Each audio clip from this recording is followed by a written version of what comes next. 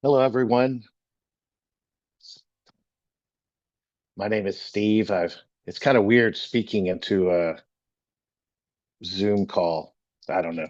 And Roland, I don't know if I ever told you that um, Amazing Grace is one of the few songs like I used to when I met Roland, I loved him so much and I would go see his message and I would I was like, we could probably just, the singing thing lasts a little long. We got the Cowboys coming up at noon. We could speed this thing up. If you just get up there and tell the story, then I could go about my business. And Roland would laugh at me and but the one song, like I start tearing up. Like there's one that Emmy used to sing called The Potter's Hand. They used to really get to me. I was like, dang it, I can't let that get in there. And there's an Amazing Grace, and you guys just did a perfect job, Amazing Grace. So that you got me off guard there. So Roland, I think you're up to your normal tricks trying to get me. And um I guess I'm very anxious about doing this. I don't mind speaking in front of people. I've spoken in front of, 1,000 people, on topics of counseling and ADD and different things. And I enjoy it and I love Q&A and I love everything. And I'm kind of shocked that Roland let me do this again because man, Roland and I used to hang out all the time. We were in Frisco, and on Saturday night I go, "Come on, let's go to the Stars game." He goes, "Steve, I got to prepare for a message." I'm like, "Oh, come on, man. How long does that take? You're up there, what, 10, 15 minutes? That can't be that hard." And he'd be like, "No, no, no, no." And so finally he said, "Okay, you do the message." And so I got up there and I bombed so badly. It was classic. I think I was the worst. Even I'm trying to give myself credit, but I don't think anybody was worse. And I got lost. He had to come up there and like redirect me, and then finally I just walked off. I was like, I don't even know what I'm doing up here. I was crying. I was like, so I never bugged him on Saturday night after that. That was me. So I think him to give me a second chance up here is kind of unique, and I have a very unique perspective of God. At least I thought so. I kind of Roland knows me well enough, and I was like, all right, I will share how I came to know God, and so I'm going to hit on some highlights, and I've done this several times, and I always go over. So I'm gonna go as fast as I can, but I love to tell stories.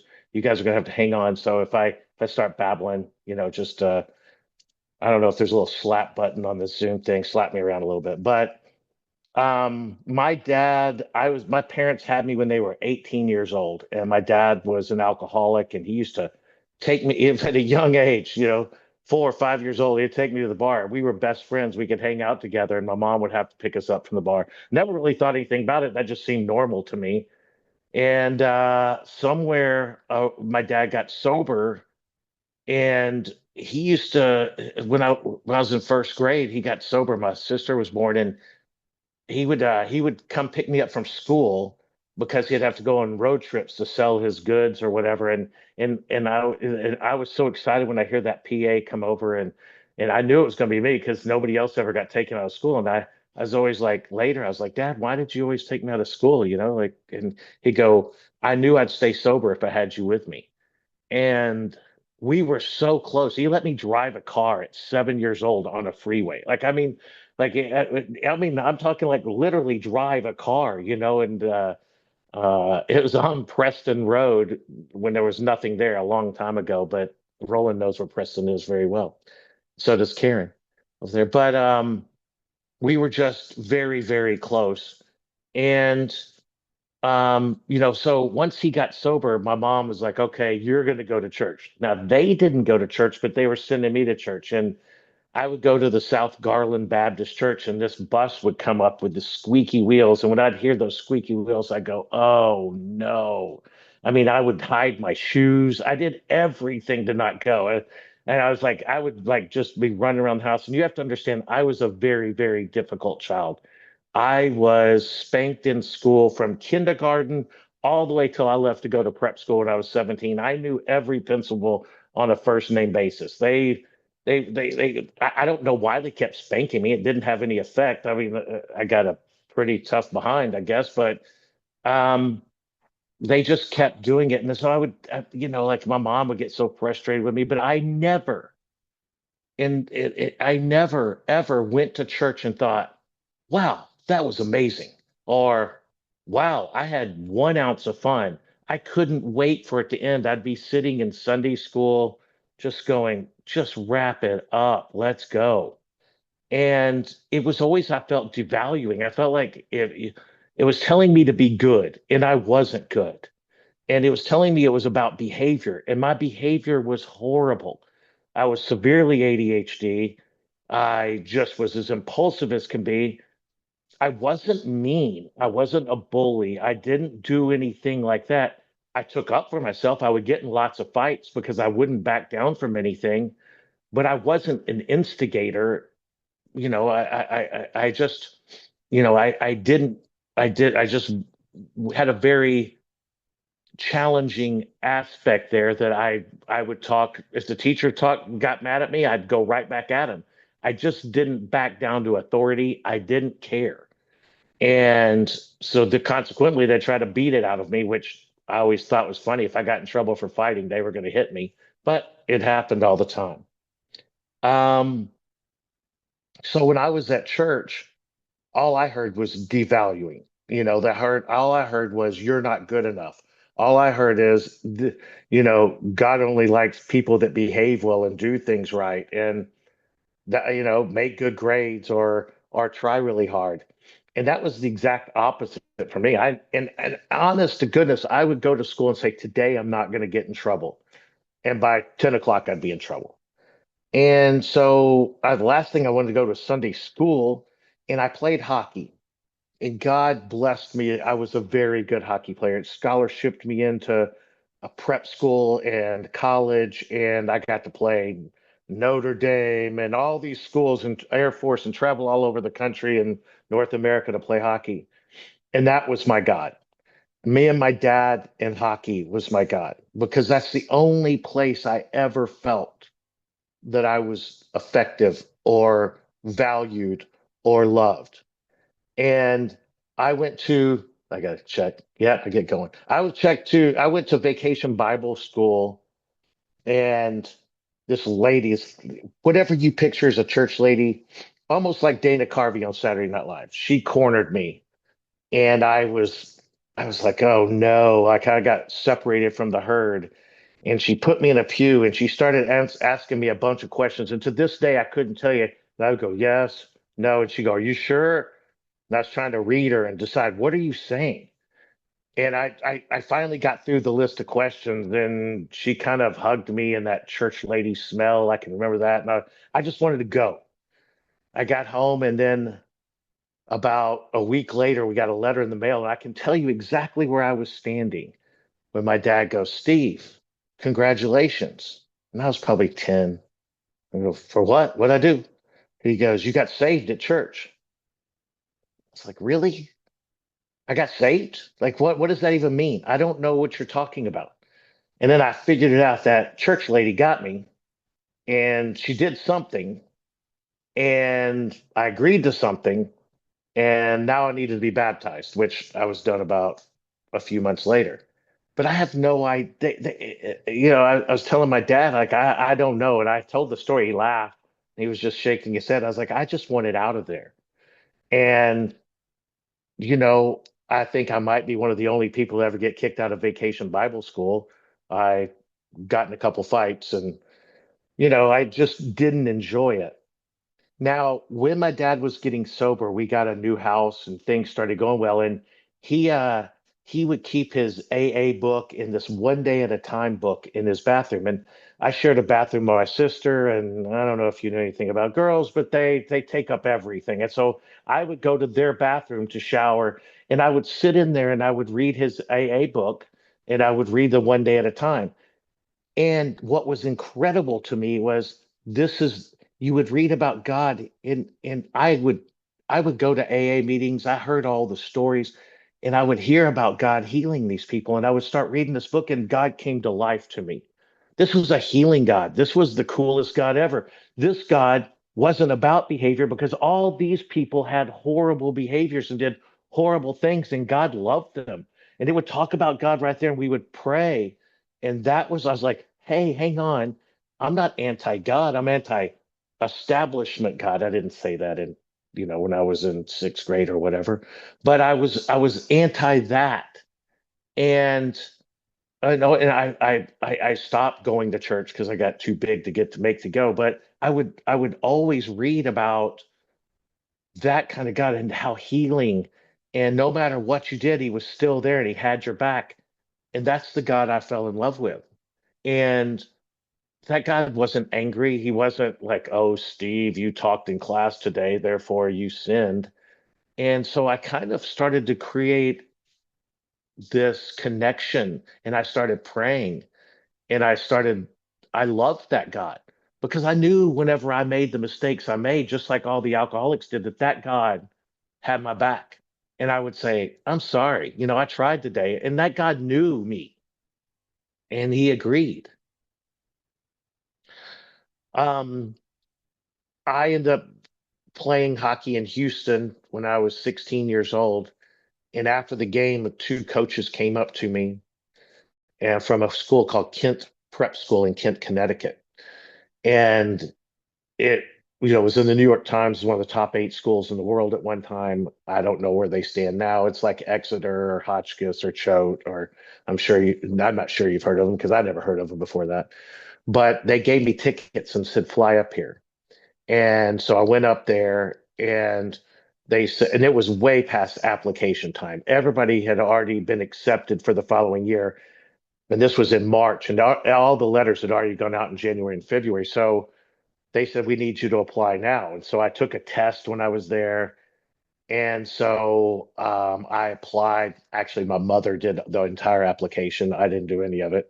And I got accepted into this amazing school where there's senators' kids and, like some kid whose dad was president or king of some place in South America. I can't remember.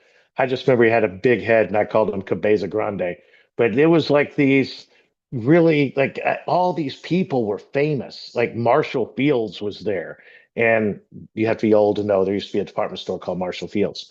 And Marshall the third and Kodak Eastman kid was there. Armor Mellon was there from Mellon Banks. Those of you up north. Anyway, it was just a who's who, and there's Steve from Garland, Texas.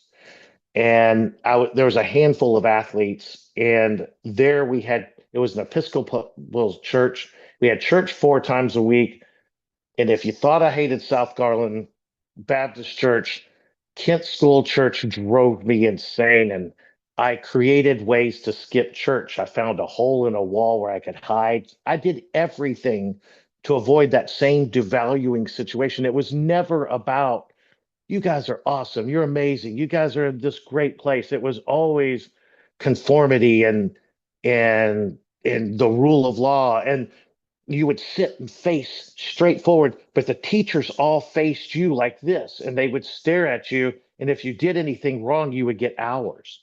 So you'd have to go work raking leaves, which I did a lot of, or shoveling snow or whatever. So all of my organized religion was I remember the day I left there, I said, I'll never go to church again. I'm done with church. I went to college.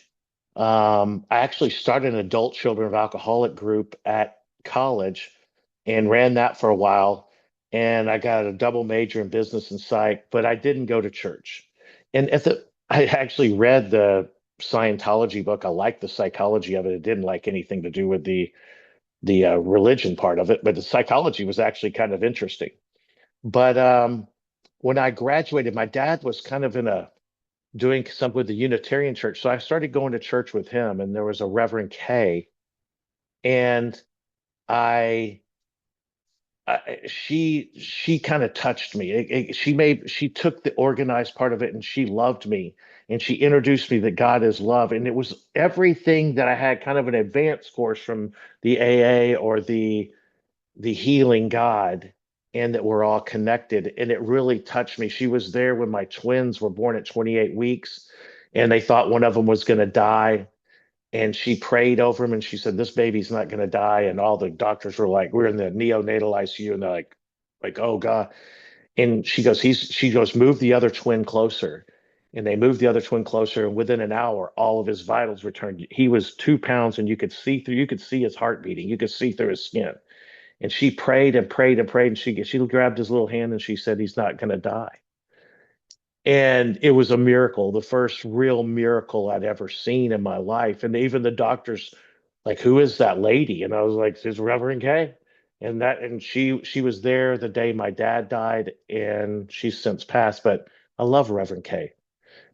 She was my second favorite preacher to Roland. I I remember the day I went to New Start. Julie and I saw a flyer, and I don't know what we were looking for a church, but we weren't. I was just determined, I needed God, but I couldn't figure out how to find him. So we had been to a couple churches. I remember one time on the third collection plate, I just got up. I go, "You can go with me or without me." And Julie's like, "Let's go." We just left.